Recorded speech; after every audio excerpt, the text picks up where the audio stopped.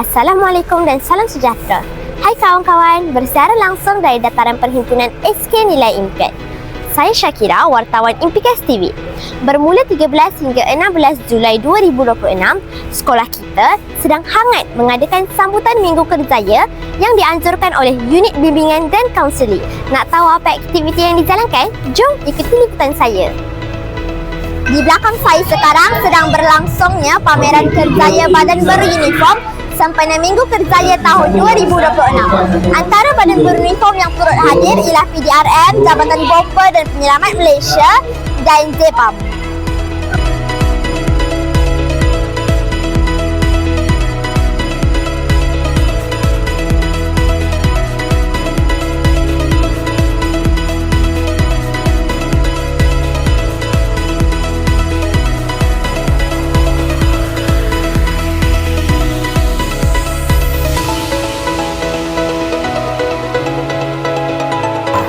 Kalau anda dengar sorakan rakan-rakan kita di sekeliling ini, mestilah ada sesuatu yang hebat sedang berlangsung, betul?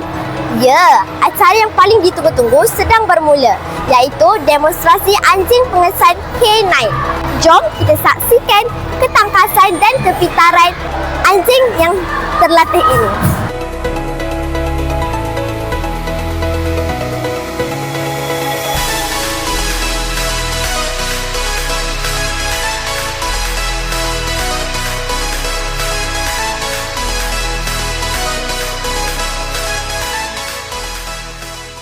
Bersama saya sekarang ialah Encik Bernard, iaitu pengendali kepada anjing K9 yang hebat bernama Stokis ini.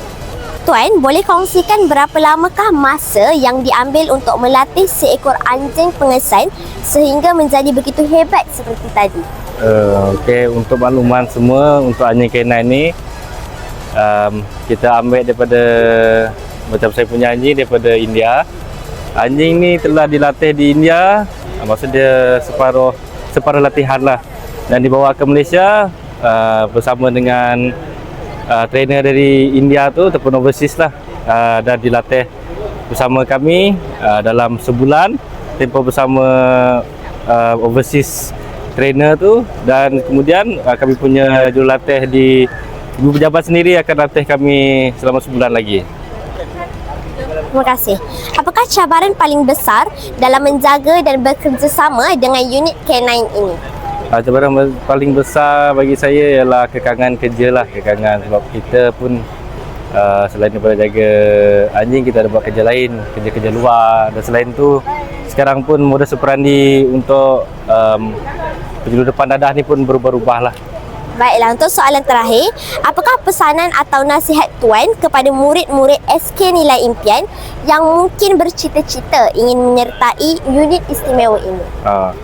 Pada adik-adik yang ingin menyertai unit ini, pertama sekali pastikan adik-adik isi SPA untuk interview custom dulu. Bila lepas custom, baru bolehlah tolong minta unit K9 ni lah.